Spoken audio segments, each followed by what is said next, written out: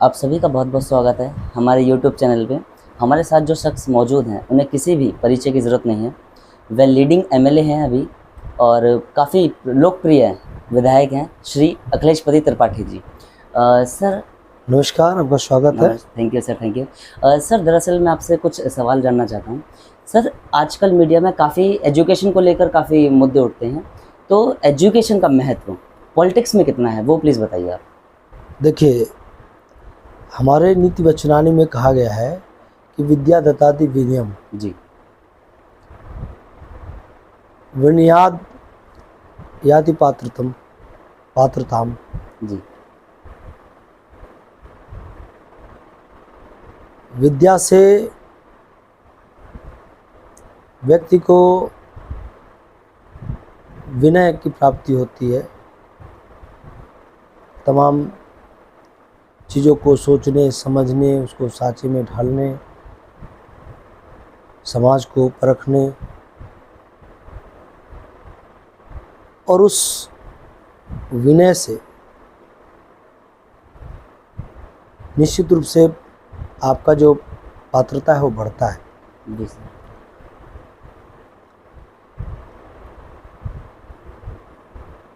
आज के परिदृश्य में देखा जाए तो जिस तरीके से साइंस और टेक्नोलॉजी का हस्तक्षेप हर क्षेत्र में बढ़ा है, जी सर। एक मूलभूत आवश्यकता के रूप में, चाहे वो राजनीति हो, चाहे वो मानविकी का कोई क्षेत्र हो, और साइंस के क्षेत्र में तो बहुत ज़रूरी है ही है। जी जीवन के मानव जीवन के हर पहलू को टच कर रहा है, तो इस तरीके से एजुकेशन का रोल बहुत महत्वपूर्ण हो जाता है। आप जो समसामयिक समय में चल रहा है उसको जान पाते हैं, अपने नॉलेज से चीज़ों को अच्छे से समझ पाते हैं, जी सर। उसको एलोबरेट कर पाते हैं। और आज का युग तो बिना शिक्षा के, बिना टेक्नोलॉजी के मुझे लगता है कि बहुत दुरूह होगा। राजनीति में पढ़े लिखे लोग आएँ, ये बहुत आवश्यक है, जी ताकि समसामयिक जो आवश्यकताएं हैं लोगों की वो समझ पाएँ। और दुनिया में जो होड़ है, कंपटीशन है, जी उस कंपटीशन में इंडिया को खड़ा करने के लिए एजुकेशन बहुत ज़रूरी एक पहलू हो गया। तो राजनीति को अगर आप इससे अछूता छोड़ देंगे बिल्कुल। शिक्षा के बिना, तो मुझे लगता नहीं है कि हम देश को बहुत आगे ले जा पाएंगे। इसलिए शिक्षा बहुत ज़रूरी है। जी देखिए, एजुकेशन की इतनी इम्पोर्टेंस है, सिर्फ नॉर्मल लाइफ में नहीं, पॉलिटिक्स में भी। जैसा कि सर ने बताया, शिक्षा हर क्षेत्र में ज़रूरी होती है। सर के सभी जो जवाब हैं वो टू द पॉइंट हैं, तो एजुकेशन बहुत ज़रूरी है, ज़रूर लें एजुकेशन। सर दूसरी बात यह है कि आपका जो क्षेत्र है, मैं उसका ही निवासी हूँ, वहीं रहता भी हूँ, और काफ़ी चीज़ें प्रोग्रेस पर हैं। जैसे कि सड़कें बन रही हैं, काफ़ी बनी भी हैं और कार्य प्रगति पर है। स्ट्रीट लाइट्स लग चुकी हैं, वाईफाई है राज्य सरकार की तरफ से, आप लगवा भी रहे हैं, और साथ ही साथ में वहाँ पे जो लोग हैं वो भी काफ़ी खुश हैं। पर जो पॉइंट है जिसको लेकर के सभी लोग कुछ उखड़े हुए हैं, या तो नाराज़गी कह लीजिए, हमारे क्षेत्र में क्राइम रेट बढ़ गया है। सर उस चीज़ के आप ऊपर बताइए। मुझे याद है कि जब मैं राजनीति में नहीं था जी और मैं लाल बाग में बच्चों को पढ़ाने के लिए आया करता था, जब सर आप यूपीएससी की और प्रिपरेशन कर रहे थे उस वक्त। जी, हाँ जी, हाँ जी। और बच्चों के साथ एक अच्छा बॉन्डेज था, और लोगों को के जो प्रॉब्लम्स थे उसको देख करके मैंने तय किया कि मुझे लगता है कि इन सब समस्याओं का निदान कहीं ना कहीं राजनीति में छिपा हुआ है। जी सर। सारा निर्णय का पुंज जो स्रोत होता है वो कहीं ना कहीं पॉलिटिशियंस में सरकार के माध्यम से होता है, जनता के इच्छा के अनुसार। ना एजुकेशन पे कोई ध्यान था, ना हेल्थ के का कोई बहुत बढ़िया सिस्टम था, सफाई की व्यवस्था बहुत चरमराई हुई थी। एरिया में कोई टॉयलेट नहीं था जी नहीं था और पहले। टॉयलेट्स की स्थिति ये थी कि जब लोग कोई अशोक विहार फ्लाईओवर के पास आ जाते थे, जी वहाँ से लेकर के आज़ादपुर टर्मिनल तक, हाँ जी हाँ जी। या आज़ादपुर टर्मिनल पर कोई आ जाता था तो लोग कहते थे कि ये लगता है मॉडल टाउन विधानसभा में आ गए हैं या लाल बाग आ गए हैं। जी उनको सड़क के दोनों तरफ टॉयलेट्स, अपने हालत को मजबूर उन माताओं बहनों को देखा मैंने, जो टॉयलेट की सुविधा नहीं होने की वजह से सड़क के किनारे अपने जो सम्मानजनक गरिमामयी उनकी जीवन है उसको चुनौती देते हुए सड़क के किनारे बैठ के टॉयलेट करती थी। तमाम गाड़ियाँ आती थी, जी जिस समय उन लोगों को कई तरीके के शर्म का भी सामना करना पड़ता था। बिल्कुल। वो दिन भी मैंने देखा था और वही दिन थे जो मुझे प्रेरित करते थे कि ये हम लोगों को, हम जैसे युवाओं को राजनीति में आना चाहिए और ये चीज़ बदलनी चाहिए। बिल्कुल कोई व्यक्ति मजबूर नहीं होना चाहिए बिल्कुल। कि उसे ऐसी भी क्या सरकारें हैं कि उससे टॉयलेट ना बना के दे पाएँ और उसे कंप्रोमाइज़ करके अपने इज्जत से उसको बाहर जाना पड़ रहा है, खुले में शौच जाना पड़ रहा बिल्कुल था। बिल्कुल सर। मैंने तय किया कि ये नहीं चलेगा। और जब उसके बारे में बात किया जाता था कि ये चीज़ें, लोग टॉयलेट जा रहे हैं, इसके लिए कोई सुविधा होनी चाहिए, जब मैंने आवाज़ उठाई हाँ जी हाँ जी। तो उस समय के पॉलिटिशियन से जवाब आता था कि लोग गंदे हैं जी, हाँ पहले ऐसा होता था। क्लस्टर के लोग गंदे हैं, या जो लोग टॉयलेट जा रहे हैं बाहर में वो लोग गंदे हैं, उन लोगों को टॉयलेट में जाना चाहिए, ये रोड पे आके गंदा कर देते हैं। पॉलिटिशियंस अपनी जिम्मेदारी उन मासूम जनता पे डाल देते थे कि वो गंदे हैं, हाँ जी पहले होता था। जबकि वो मजबूर थे। वो कहाँ जाते, घर में टॉयलेट थे नहीं, थे नहीं। सरकार ने कोई सुविधा दी नहीं, तो खाने के बाद उसको शौच के रूप में निवृत्त होना बहुत ज़रूरी था। बिल्कुल बिल्कुल। तो लोग मजबूरी में जाते थे। बिल्कुल सर। मैंने आने के बाद शौचालय बनाए। आज आप देखिए, नहीं शौचालय हैं काफ़ी हैं। आप देखिए कि अशोक विहार से लेकर आप टर्मिनल तक चले जाइए, अब बिल्कुल। कोई किसी को नहीं लगता कि बदबू वाला जगह है नहीं, वो कुछ मॉडल टाउन विधानसभा है या वो जगह लालबाग, जी कौशलपुरी, नहीं, बड़ा बाग बदलाव सर या चौकी काफ़ी। नंबर 4 का एरिया है, जी सर। आज़ादपुर का टर्मिनल का एरिया है, किसी को नहीं पता चलता। तो गंदी सरकारें थी, बिल्कुल सोच बदलने की ज़रूरत सरकारों की थी। और मैं धन्यवाद करना चाहता हूँ आदरणीय अरविंद केजरीवाल जी को, हमारे यशस्वी मुख्यमंत्री जी को, जिन्होंने ये सोच रखा हमेशा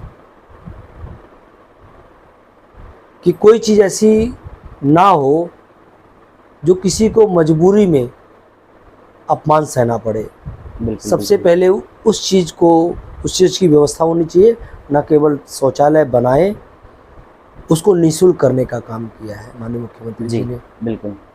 और आज वो बिना पैसे के लोग जा पा रहे हैं। मुझे खुशी होता है कि मैं उन वादों को पूरा कर पा रहा हूँ जिसको लेकर के मैं राजनीति में था। जी सर। आज एक शिक्षक के रूप में मैं जानता हूँ कि पढ़ाने का एक मेरा बड़ा शौक़ रहता है। जी जब स्कूलों को देखता हूँ दिल्ली सरकार के, तो मुझे अपने आप में फ़ख्र होता है कि शायद मैं अपने यूपीएससी की तैयारी के दौरान भी थोड़ा समय निकाल के बच्चों को देता था कि कुछ जिम्मेदार नागरिक अगर हम बना पाएँ तो देश के प्रति जो हमारी जिम्मेदारी है वो मैं निभा पाऊँगा। जी सर। आज वो जिम्मेदारी जो पहले सरकारें नहीं लेती थी, आज हमारी सरकार ने अरविंद केजरीवाल जी के नेतृत्व में लिया। आदरणीय मनीष सिसोदिया जी के नेतृत्व में एक शिक्षा विभाग को देश का ही नहीं पूरे दुनिया का एक मॉडल के रूप में स्थापित जी किया। बिल्कुल। मुझे फ़ख्र होता है। बिल्कुल सर। मैंने वो समय भी देखा है कि जब लाल बाग में रहना शुरू किया कि मैं जानना चाहता हूँ उस लाइफ को, जी। नज़दीक से देखना चाहता हूँ। मैं वहाँ रहना शुरू किया, सार्वजनिक शौचालय में भी जाना शुरू किया। वहाँ तमाम तरीके से लगभग ज़्यादातर टीबी फैला हुआ था लोगों में, बहुत सारे लोगों में टीबी की बीमारी थी। उनको खोज खोज के अस्पताल ले जाना, उनको दिखाना, वो समय कितना दुरूह था। बहुत मुश्किल से लोगों को दवाइयाँ मिल पाती थी। अच्छा, आप सोशल वेलफेयर का काम सर शुरू से ही करते आए हैं? मतलब कि आप जब आए थे, आप जब एमएलए नहीं थे, उससे पहले भी आप सोशल वेलफेयर का काम करते ही रहते थे, कुछ ना कुछ है ना? बिल्कुल करता था। हाँ जी, और एक अपने अंदर से एक जुनून था कि जी। अपने लिए कुछ करने के साथ साथ अपने देश के लोगों के लिए कुछ किया जाए, बिल्कुल, बिल्कुल। और उस सोच ने यहाँ तक की जर्नी को पैदा किया। तो वो आज मुझे खुशी होता है कि वो मजबूर आदमियों को जब मैं अस्पताल में ले जाता था, घंटों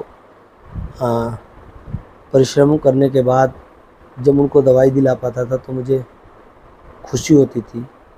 आज मैं इस मुकाम पे पहुँच के उनको हज़ारों लाखों लोगों का दवाई करा पाता हूँ, बिल्कुल, बिल्कुल। मुझे खुशी होती है। और मैं हर व्यक्ति से अपील भी करता हूँ कि 24 घंटे के आपके जीवन में हर व्यक्ति का ज़रूर ध्येय होना चाहिए कि अपने लिए जीने के साथ साथ कुछ क्षण अगर आप किसी और के लिए जीना शुरू कर देते हैं, जी। तो मुझे लगता है कि वो अलग से एक आपके जीवन में आनंद और हैप्पीनेस देता है, आपको गर्व का अनुभव कराता है कि आप अपने साथ साथ अपने देश को भी खड़ा करने में कुछ योगदान दे रहे हैं। बिल्कुल, बिल्कुल। तो ये सोच रही, सोच परिवार से आई। आदरणीय अरविंद केजरीवाल जी ने उस सोच को बहुत जगह दिया, और हम जैसे लोग तो कभी राजनीति में सोच भी नहीं सकते थे कि हम चुनाव लड़ेंगे। हाँ, ये सोच ज़रूर था कि आईएएस बनेंगे, फिर 40-45 साल के बाद कहीं ना कहीं इस सिस्टम को ठीक करने के लिए पॉलिटिक्स में आना पड़ेगा। आदरणीय अरविंद केजरीवाल जी ने उसको ऐसे तमाम जुनूनी लोगों को इकट्ठा किया, जी सर। और एक ऐसा स्वच्छ और स्वस्थ लोकतांत्रिक मूल्यों पर आधारित पवित्र राजनीति को स्थापित किया देश में आम आदमी पार्टी के रूप में। वो मैं मानता हूँ कि धरती पर लोकतंत्र को उतारने के बराबर था। लोकप्रियता उतार के दिया, और उन्होंने हम जैसे लोगों को मौका दिया कि आप लोगों को चुनाव लड़ना चाहिए। बिल्कुल। और जनता ने उस कामों को अप्रिशिएट किया और यहाँ तक पहुँचाया। मैं उन तमाम उस सफ़र के अपने साथियों को बहुत धन्यवाद देना चाहता हूँ। उन माताओं को, बहनों को, बुज़ुर्गों को, युवाओं को, जिन्होंने अपना अमूल्य समय निकाल करके इस पवित्र राजनीति को अपना समय दिया, जिसकी वजह से आज हम लोग काम कर पा रहे हैं। बहुत बहुत शुक्रिया सर। अच्छा, जो सर हैं हमारे साथ में, ये सिर्फ एक बार नहीं, 2 बार नहीं, हैट्रिक 3 बार लीडिंग एमएलए रह चुके हैं। बिल्कुल बिल्कुल पार्टी के साथ साथ चले हैं लीडिंग एमएलए। ये मामूली बात नहीं है, बिल्कुल मामूली बात नहीं है, बहुत बड़ी बात है। इसका श्रेय आप किसे देना चाहेंगे? ये कंसिस्टेंसी कैसे आप में? कोई भी सफलता कई चीज़ों का कलेक्टिव एक बकेट होता है। जी। इन सफलता में सबसे ज़्यादा मैं अपने मुखिया आदरणीय अरविंद केजरीवाल जी के कुशल नेतृत्व, उनके विज़न, जी सर। जनता के प्रति जो काम करने का ललक है उनके अंदर,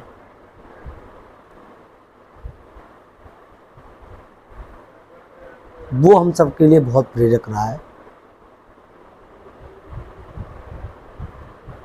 और वो प्रेरणा हम लोगों के अंदर कभी थकना नहीं, कभी हारना नहीं, कभी टूटना नहीं, कभी डरना नहीं, बिल्कुल। सही चीज़ों के लिए करते रहना है, आगे बढ़ते रहना है। ये जो प्रेरणा मिली आदरणीय अरविंद केजरीवाल जी से, वो प्रेरणा काफ़ी हम लोगों को काम करने में मदद करती रही और जनप्रिय काम करते रहे एरिया में हम लोग। माता पिता से, भाइयों से मिले जो पारिवारिक मूल्य थे, मित्रों के साथ रह कर के जो बड़ा परिवार बनाने का जो एक आनंद मिला, जी सर। उसका भी रोल रहा। और अपनी एक जो अंतरात्मा थी जी। कि अपने साथ साथ और लोगों के लिए भी जीना चाहिए, वो बहुत ज़्यादा काम करने के लिए इनकरेज करती रहती है। बिल्कुल बिल्कुल। तो किसी व्यक्ति को स्वयं से भी मोटिवेशन होना चाहिए अंदर से भी कि मुझे लोगों के लिए कुछ करना है। तो इस तरीके से कलेक्टिव रूप से चीज़ें रही, जिसकी वजह से आज तक यहाँ तक पहुँच पाए। और एक ही सोच है, हर पॉलिटिशियन के लिए भी कहना भी मेरा है कि हर व्यक्ति का सम्मान करना चाहिए, जो भी व्यक्ति आपके पास आ रहा है। हाँ जी हाँ जी। अगर कोई दुखी होकर आ रहा है तो उसको बैठाओ, उससे बातें करो। और जितनी ईश्वर ने आपको शक्ति बख्शी है, उससे भी सोचिए कि कुछ अगर बाहर जाके भी करना पड़े तो करना चाहिए मदद। कहीं ना कहीं आपको जो है अब इंसान तो ना देखे लेकिन परमात्मा देखता है। बिल्कुल। और उस परम पिता परमेश्वर पर भी मुझे बहुत भरोसा है। और यही मान के कि कोई ना कोई ईश्वर देख रहा है कि आप क्या कर रहे हो। जी। जो लोग ये सोचते हैं कि अब मैं क्या कर रहा हूँ कोई नहीं देख रहा है, उन लोगों के लिए कि ज़रूर सोचे कोई ना कोई देख रहा है और कहीं ना कहीं उसका फैसला होगा। बिल्कुल बिल्कुल। और यही सब चीज़ें थी कि हम लोगों ने कभी गलत नहीं किया, लोगों का सम्मान किया, क्षेत्र का विकास किया। जी। और आज पूरे विधानसभा का कोई ऐसा क्षेत्र नहीं है जहाँ पे हमने सारी सड़कें नहीं बना दी। पुनः अब सड़कें बहुत सारी खराब हुई हैं, उसको बनाने का मुहिम चल रहा है। बहुत सारे एरिए थे जहाँ पर सीवर नहीं थी, जैसे लालबाग का क्षेत्र, वहाँ सीवर किया, सड़कें बन रही हैं। शहरों के क्षेत्र में चौराहे कभी शहर का शक्ल नहीं ले पाए, पार्क्स शानदार चमकदार नहीं बन पाए। इस साल को मैंने सौंदर्यीकरण का ईयर 2 साल को प्रस्तुत किया है। हाँ जी। नागिया पार्क, आलम, ये रोहिल चौक, चौधरी रोहिल चौक, और आपका आगे अग्रसेन चौक है, भाटिया चौक है, शक्तिनगर में एक और है धारीवाल चौक है, मॉडल टाउन में स्टैचूज हमारे सुभाष चंद्र बोस जी की लगी थी, वहाँ पर स्टील ग्रिल लगाई गई है। तमाम देश की आन शान तिरंगे को लगा करके चौराहों को सजाने का काम हुआ है, वहाँ भी स्टील ग्रिल लगाए गए हैं। शहीद आजम भगत सिंह की मूर्ति लगाई गई है, वहाँ पे स्टील ग्रिल लगाई गई है।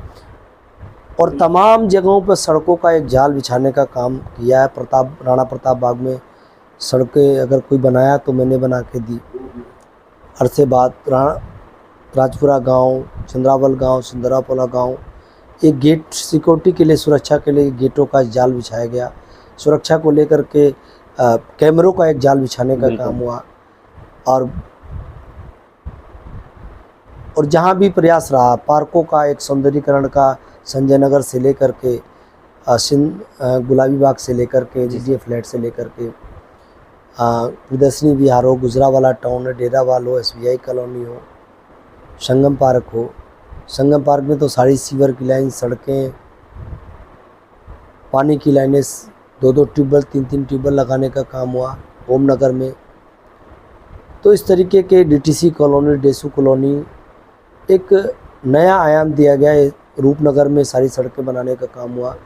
कमला नगर में जी सर एक सौंदर्यीकरण के लिए प्रपोजल है कि विश्व स्तर के पटल पे लाए उस मार्केट को। जी सर। काम चल रहा है, चलेगा। तो तमाम कट रहे हैं, चिमनी वाला कट रहा, फसी बिल्डिंग, धर्मपुरा लाज, वहाँ भी काम करने को काम कार्य किया सभी गया। जगह पे प्रगति पर है।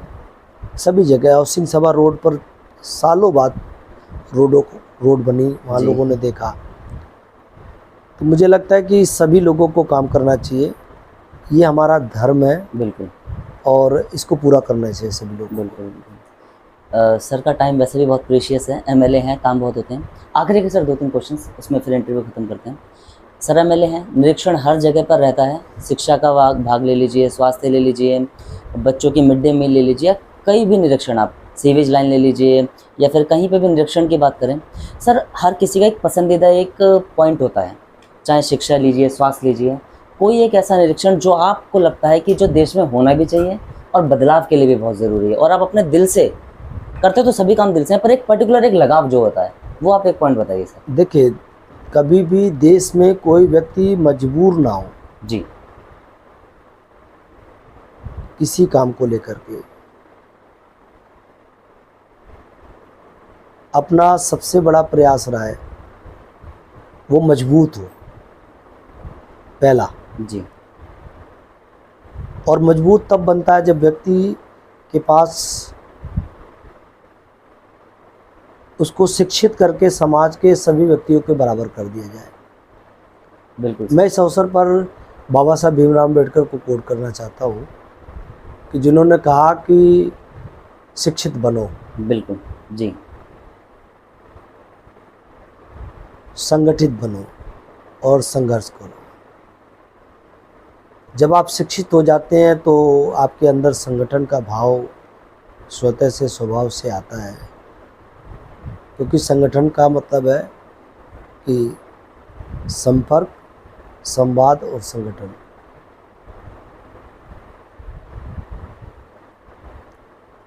और फिर जब आप संगठित हो जाते हैं तो बड़ी सी बड़ी ताकतें,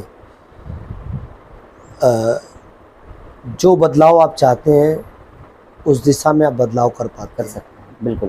तो शिक्षा, जिस पर आज हमारी सरकार ने, आदरणीय अरविंद केजरीवाल की सरकार ने सबसे ज़्यादा फोकस किया है, मुझे लगता है कि इसको केंद्र बिंदु में रखना चाहिए सरकार को।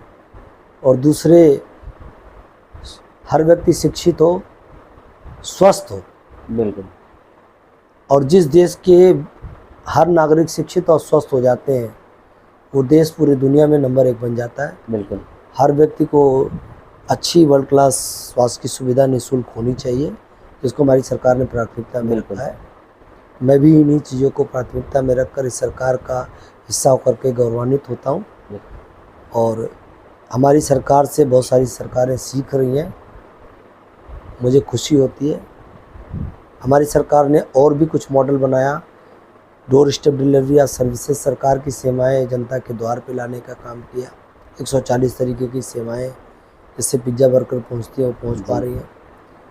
दुनिया में 1 यूनिट बिजली भी जिस प्रदेश में ना पैदा होता हो, वो प्रदेश खरीद के बिजली, सबसे सस्ती बिजली देश में दे रही हो। बिल्कुल ये मॉडल अरविंद केजरीवाल जी ने ही पैदा किया है। और जहाँ पर दिल्ली में एक बूंद भी पानी अपना खुद का नहीं है, वहाँ पर भी एक ऐसा नायाब मॉडल अरविंद केजरीवाल जी ने पैदा किया कि 20,000 लीटर तक पानी हर परिवार को निःशुल्क देने का काम कर रहे हैं। जी इन सब मॉडलों को दोहराने की ज़रूरत है लोगों को। आइए हम सब मिल करके दिल्ली को और देश को आगे बढ़ाने के लिए काम करते रहेंगे। जय हिंद। धन्यवाद आप सभी का। सर एक आखिरी अगर एक मैं पूछ सकूं, आप इतने एजुकेटेड हैं, यूपीएससी की सर ने तैयारी की है, बहुत ही उच्चतम शिक्षा जैसे सर ने बताया, इतनी उसकी वैल्यू है। सर हमारे युवा के लिए कोई भी एक मोटिवेटेड लाइन जो आपको लगे दिल से कि जिसने चेंज कर दिया आपको और आपकी विचारधारा को इतना अच्छा बनाया, वो बताइए सर। मैं तो मानता हूँ कि हर युवा के लिए एक संदेश इस पक्ति में देना चाहता हूँ। लीक पर वे चलें जिनके पग दुर्बल और हारे हैं। लीक मतलब होता है बना बनाया रास्ता। जी लीक पर वे चले जिनके पग दुर्बल और हारे हैं। हमें तो हमारी यात्रा से बने ऐसे अनिर्मित पंथ प्यारे हैं। अरे वाह, क्या बात। आइए तमाम बने बनाए दकियानूस रास्ते जो जनता के उज्जवल भविष्य के मार्ग में जकड़न पैदा करके बैठी हुई हैं, बेड़ियों का काम कर रही हैं, उनको हम सब युवा मिलकर के, ये शिक्षित पीढ़ी मिलकर के उस जकड़न को तोड़ के ख़त्म करने का काम कर देंगे। ये लाइन मेरे लिए बहुत प्रेरक रही है। जी अपने जीवन में भी ज़रूर ढालिए, बिल्कुल। हिम्मत करिए, खड़े होइए और जो गोल आपने तय किया है उस गोल की तरफ आगे बढ़िए, क्योंकि किसी भी प्रतिभा को अपने गोल को अचीव करने के लिए किसी संसाधन की मोहताज होने की ज़रूरत नहीं है। ये लाइन ये बिल्कुल इंगित करती है और मैं उसको एक उदाहरण के रूप में देखता हूँ अपने आप को, जी कि जब हमने चुनाव लड़ने का निर्णय लिया तो हमारे पास कुछ भी नहीं था, लोगों ने ही सहयोग किया, हम उनके सभी लोगों के सम्मिलित सहयोग से हम लोगों ने लड़ा जी और आज भी एक आम पब्लिक की तरह कभी उनमें और हम में कोई फ़र्क ना हो, इसी तरीके से उस कार्यों को आगे बढ़ा रहे हैं। आप सब भी बिना युवाओं के राजनीति को, नई सोच को लाए राजनीति में, राजनीति को बदलना थोड़ा लंबे समय का काम हो रहा है, इसलिए आप सबको पार्टिसिपेट करना चाहिए, आना चाहिए, ताकि जल्दी से जल्दी बहुत सारे इनोवेटिव अच्छे आइडियाज़ को, शिक्षित आइडियाज़ को ला करके उन तमाम बंधनों को जो जकड़न की तरह समाज को, देश को घेरे हुए हैं, उसको दूर करने का काम करें। बिल्कुल, बहुत बहुत धन्यवाद सर, थैंक यू।